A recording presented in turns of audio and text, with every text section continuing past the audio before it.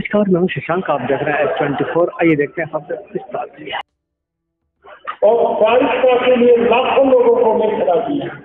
इनके मन में पीड़ा है, कीट है, दर्द, किसान की भलाई का, लोक कल्याण का, अपने प्रदेश की समृद्धि का, लोगों के स्वास्थ्य की चिंता होने की।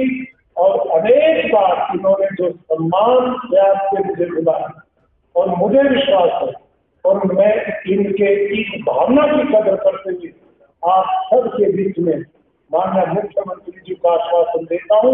और मैं केवल गुजरात का नहीं, मध्य प्रदेश का भी, और जितनी बार बुलाओगे जहां बुलाओगे मैं आऊंगा। और हमारी टीम के लोग यहाँ पर भी, इनको हम ट्रेन करेंगे। आपके यहाँ प्रशिक्षण शिविर चलाएंगे। मैंने हिमाचल प्रदेश में प्राकृतिक बोर्ड, हिमाचल प्रदेश प्राकृतिक बोर्ड की स्थापना की। गुजरात में गुजरात प्राकृतिक कृषि बोर्ड बन गया। इसी प्रकार का अभियान यदि माननीय मुख्यमंत्री जी भी करेंगे और मेरे एक अधिकारी साथ में आए हैं बारोट का, ये पूरा मिशन अकेले व्यक्तियों में साथ लेके आया। और हिमाचल की रिपोर्ट देखिए, एक सामने आपकी रिपोर्ट है, आप देख रहे हैं। प्राकृतिक खेती तो मैंने कहा 27% किसानों की आय बढ़ी वहां पर, और 56% वहां के किसान की खेती की लागत कम है। ये हिमाचल के सरकारी आंकड़े आपके सामने, जो सरकार के चीफ सेक्रेटरी बैठे बीच में जो मीटिंग ले रहे हैं आपके लिए, और ये मेरे आने के बाद 2 साल के बाद की रिपोर्ट है उनकी। तो इस खेती से आपकी लागत खत्म होगी, आय नहीं घटेगी, आने वाली पीढ़ियों को जमीन मिलेगी, आने वाली पीढ़ियां आपका आशीर्वाद लेती रहेगी और आपका धन्यवाद भी करती रहेगी। इन्हीं शब्दों के साथ पुनः आप सबका धन्यवाद करते हुए माननीय मुख्यमंत्री जी का मैं पुनः आभार प्रकट करते अपनी बात समाप्त करता हूँ। धन्यवाद।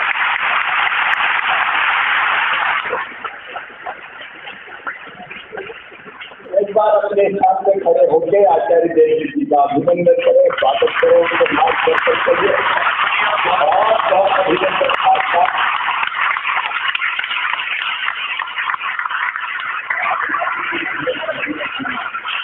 भारत माता की।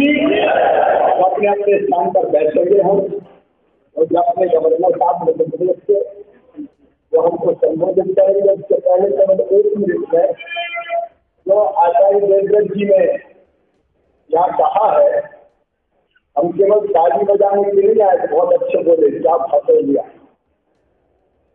उन्होंने जो कहा है उससे अमल करने का हम संकल्प लेंगे कि नहीं लेंगे।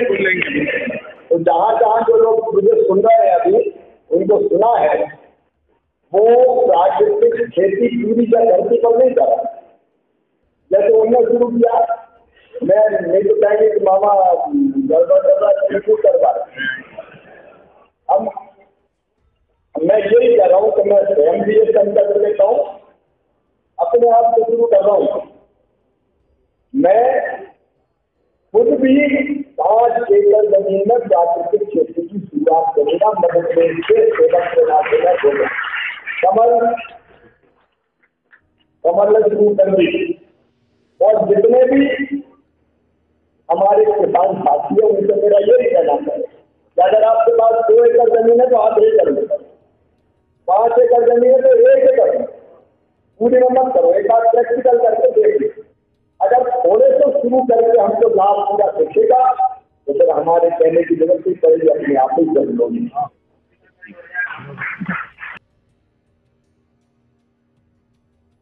तो आपके जमीन की लगी हुई है और सरकार से हमेशा आपके उसमें। मेरा नाम राजकुमारी ओझा है, मैं नीमच जिले से हूँ। मैं आंगनवाड़ी वर्कर बपस्त प्रांतीय अध्यक्ष के पद पे हूँ। क्या समस्याओं को लेकर हमने 20 सूत्री कार्यक्रम का जो ज्ञापन दिया, हमारी टीम प्रथम, द्वितीय और तृतीय तो हमने वहाँ जिले और संभाग में दे दी थी। अब चौथा जो हमारी मांग पत्र था हमने यहाँ भोपाल में दिया है और सारी मांगे अब हम यहाँ मांगने के लिए तैयार होकर आए हैं, दादा के पास में भी, मुख्यमंत्री के पास में भी। और आंगनवाड़ी के बारे में बात, आंगनवाड़ी के लिए हमारी जो 3 महीने से हमारा मानदेय नहीं आ रहा है, हमारा मानदेय 2016 में बढ़ा था, उसके बाद अभी तक नहीं बढ़ा है और मानदेय के पीछे सारी रोजी रोटी के लिए भाग रही है सारी महिलाएं। इतनी प्रताड़ित हो रही कि वेतन भी नहीं आ रहा है और बढ़ी हुई तनख्वाह भी नहीं आ रही है और अभी 1 महीने का इन्होंने 5,500 रुपये दिया हमको केंद्र में और राज्य में अभी तक हमें कुछ भी नहीं दिया है। अभी कुछ नहीं दे रही 3 महीने से। क्या करेंगे? उग्र आंदोलन करेंगे और क्या है, तो शिवराज को चेताएंगे कि क्या करना हम बहनों को। फिर भाई भाई बनता फिरता है, अब उसको भाई का मजा तो सिखाना पड़ेगा ना हमको। जो जैसे राखी बांधेंगे वैसे मजा भी चखाएंगे हम लोग। सर आज मैं आपको बताना चाहूँगा कि मध्य प्रदेश रिजर्वेशन कर्मचारी संघ के 4 चरणों का आंदोलन करने का निर्णय लिया गया था, जिसमें यह चौथा चरण प्रदेश में, चूँकि ये आंदोलन नीलम पार्क में करना था, जिला प्रशासन भोपाल द्वारा अनुमति नहीं मिलने के कारण हमें यहाँ पर करना पड़ा। हालांकि इसकी भी अनुमति के लिए प्रशासन बोल रहा था, हम लोगों की भावना को ध्यान में रखते हुए प्रशासन ने अनुमति तो नहीं दी, लेकिन मौखिक रूप से कहा कि आप सांकेतिक रूप से शासन का ध्यान आकर्षण करवा सकते हैं। हमारी जो 20 फुट की मांगे हैं, जिसके लिए हम लोग आंदोलन कर रहे हैं, निरंतर हमारा आंदोलन वर्षों से चल रहा है। एक तो पुरानी पेंशन बहाली की मांग है हम लोगों की, 2004 के बाद जो एम्प्लॉइज ऑफिसर की नियुक्ति की गई है उनको पुरानी पेंशन बहाली सरकार को करना चाहिए, क्योंकि नई पेंशन में कर्मचारियों को कोई फायदा नहीं। उसका परिणाम परिवर्तन कर कार्य सहायक, जिसमें सरकार पर कोई आर्थिक भार नहीं आ रहा है। आकस्मिक कार्यभारी सेवा के कर्मचारी हमारे हैं, जिनको नियमित स्थापना में सरकार शासन के आदेश से लेने के लिए अभी तक नहीं लिया गया। अंशकालीन कर्मचारी, आंगनवाड़ी कार्यकर्ता है, कोटवार है, सहायिका है, मिड डे मील की रसोइया है, संविदा के कर्मचारी हैं, आउटसोर्स के कर्मचारी हैं।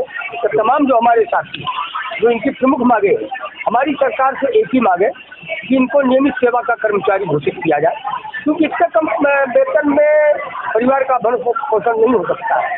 सरकार को चाहिए कि जो भी भर्ती करे उसकी लाइफ सिक्योरिटी होना चाहिए। इसका आगे इतनी महंगाई में उसका खर्च कैसे चलेगा, परिवार की पढ़ाई लिखाई तमाम कैसे होगी, इन सब बातों को लेकर हमारे निरंतर आंदोलन चल रहा है और हम सरकार से बात करेंगे, सौहार्दपूर्वक चर्चा करेंगे। यदि इसके बाद भी मांगे नहीं मानी जाती अनिश्चितकालीन आंदोलन की घोषणा। पश्चिम विभाग का मतलब आउटसोर्स कंपनियां जो कि अधिकतर लोगों का शोषण करती है, उन कंपनियों को मार्केट में होना चाहिए कि सरकारी विभागों में काम करने के लिए। कंपनी के माध्यम से सरकारी कर्मचारी के रूप में कोई भी व्यक्ति क्यों काम करेगा, नहीं करना चाहिए। ये सरकार की योजना बिल्कुल गलत है। हम ऐसे काम का क्रियान्वयन करते हैं, हम ऐसी योजनाओं का क्रियान्वयन सरकार का करें जो गोपनीय स्थिति में रहते हैं। तमाम प्रकार की सैकड़ों योजनाओं का हम क्रियान्वयन करते हैं, फाइलों का मूवमेंट करते हैं। एक प्राइवेट एजेंसी ऐसे सरकार के कामों का काम करे, प्राइवेट एजेंसी के माध्यम से वेतन मिले। मध्य प्रदेश रिजर्वेशन कर्मचारी संघ इसकी घोर निंदा करता है, घोर विरोध करता है। हमने मंत्री समूह में भी ये बात रखी है कि आउटसोर्स पूर्णतः समाप्त किया जाए और जो भी भर्ती हो वो सीधी भर्ती के माध्यम से, वेतनमान के माध्यम से कर्मचारियों का। और सरकार आपकी मांग नहीं मानती तो आगे क्या करेंगे? अनिश्चितकालीन आंदोलन की तैयारी हम कर रहे हैं। हम सरकार से सौहार्दपूर्ण वातावरण रखेंगे। सरकार बातों को नहीं मानती है तो हम अनिश्चितकालीन आंदोलन करेंगे। अच्छा, आप बताइए कि 5,000 10,000 रुपये में घर कैसे चलता है? नहीं चलता है ना। 5,000 10,000 रुपये महंगाई कितनी हो गई है। 2728 रुपए की 15 लीटर की तेल की टंकी आती है, 1100-1200 रुपए की गैस की टंकी आती है। कैसे चलेगी अपना घर? अपने बच्चों को पालेगी अपने। आज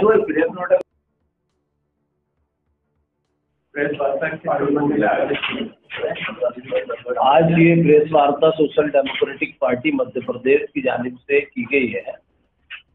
खरगोन के अंदर घटनाएं हुई हैं और उसमें विशेष रूप से अल्पसंख्यक मुस्लिमों के मकानात तोड़े जा रहे हैं।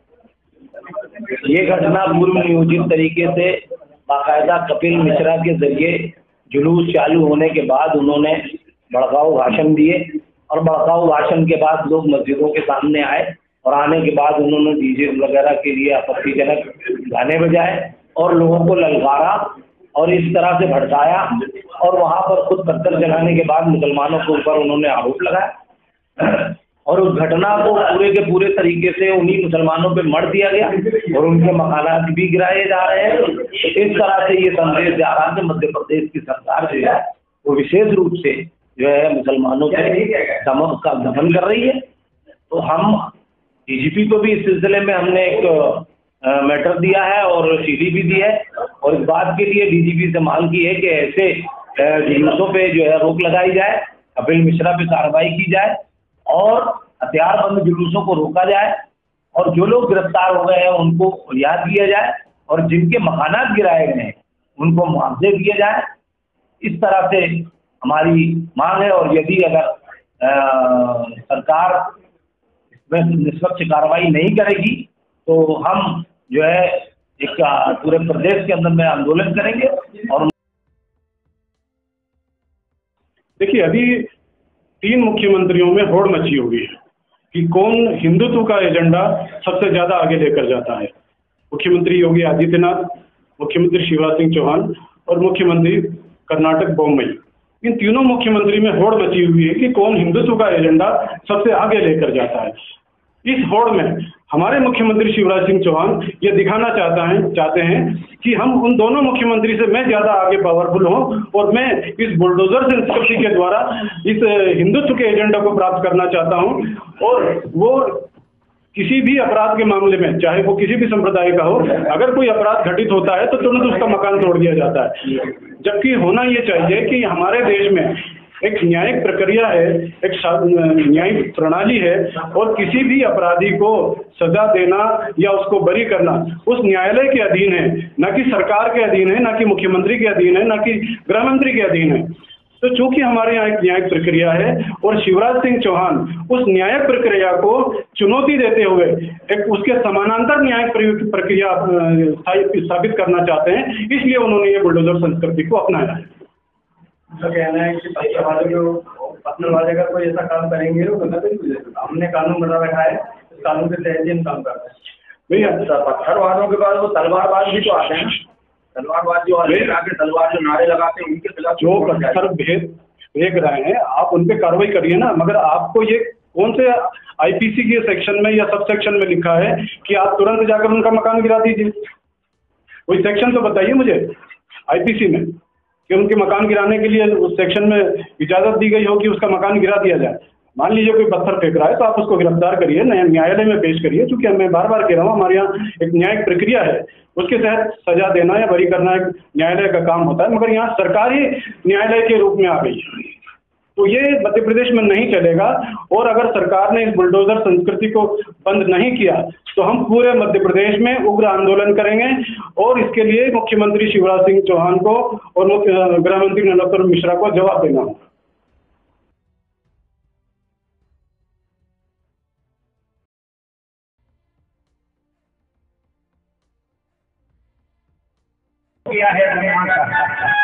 कामासक्त हो गया है, तब मरीची इत्यादि उन्होंने समझाया है, पिताजी ये तो आपकी पुत्री है, आप उसको इस प्रकार की दृष्टि से नहीं देखें,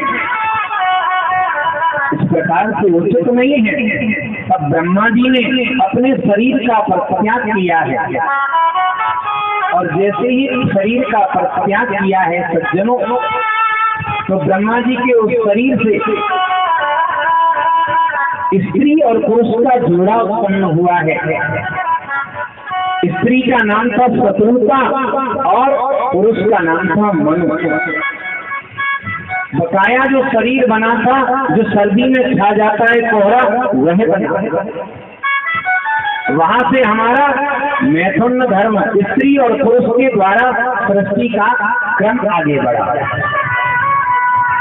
सृष्टि का क्रम आगे बढ़ा।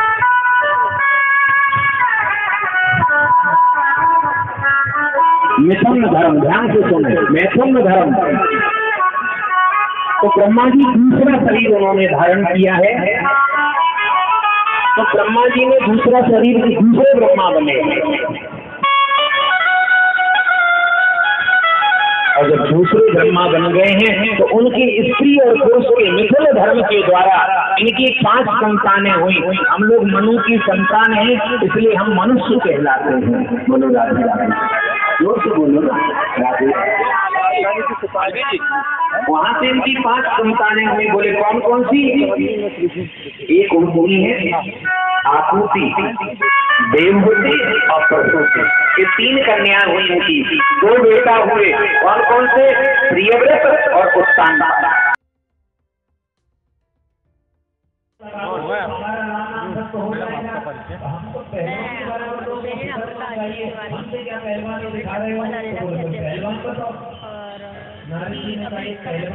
बहुत डर का माहौल था, लोग घर से बाहर नहीं निकल रहे थे और बहुत हमारे क्लब ने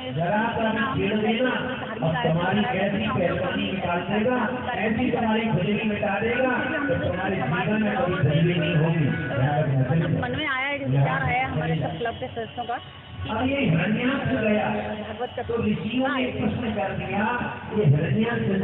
श्याम बिहारी चतुर्वेदी जी हैं वृंदावन से। आज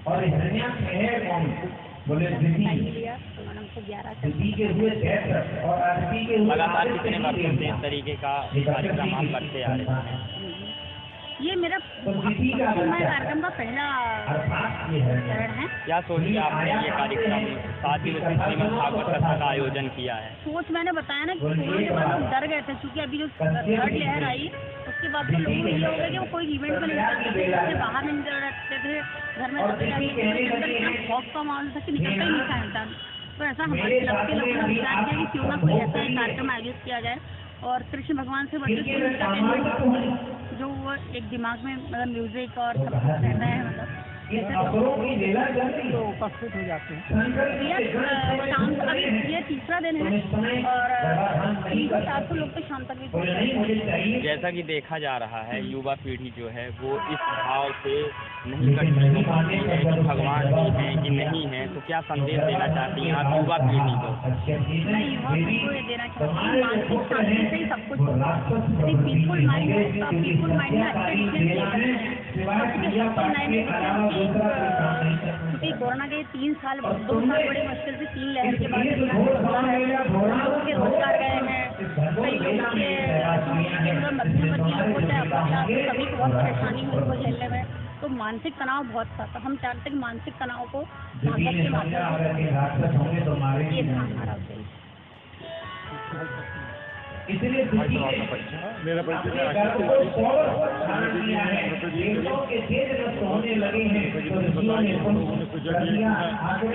कार्यक्रम का आयोजन किया जाए, जिससे लोगों को जोड़ा जाए। जैसे आपने कहा कि युवा पीढ़ी विशेष तौर से हम लोग एक भगवान से कोई जुड़े रहे, चूँकि धरती का निर्माण कैसे हुआ है आज इसका कथा ज़्यादा है हमारा, अगर कि 250 से अधिक भागवत कथा करा चुके हैं। सोचा कि क्यों ना भोपाल बुलाया जाए। महाराज जी हैं आचार्य श्याम पहली बार भोपाल बता रहे हैं और वृंदावन से आए हुए हैं और भागवत कर रहे हैं। और अभी धीरे धीरे संख्या बढ़ती जा रही है, पर कल 300-350 शुरू और अभी उम्मीद है कि थोड़ी देर में और काफ़ी लोग आएंगे और आने वाले 2-3 महीने में और काफ़ी भागवत कथा और मुख्य कार्यक्रम क्या रहेंगे? भागवत कथा में और मुख्य कार्यक्रम में जैसे कृष्ण जी का विवाह होगा, रुक्मणी कृष्ण जी का विवाह होगा, होगा, वो बड़ा बड़ा तो उम्मीद है कि धीरे धीरे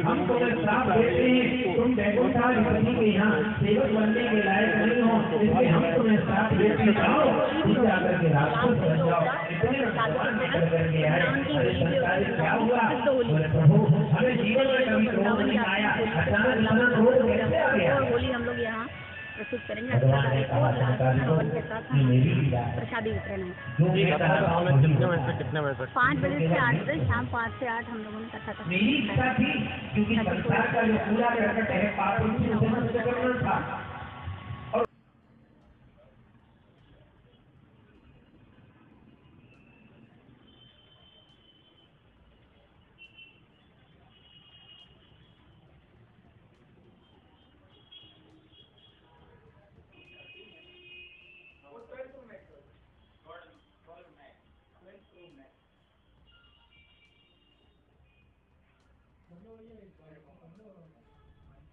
मेरा नाम सूरज सिंह चौहान है, मैं इस स्टोर का स्टोर मैनेजर हूँ।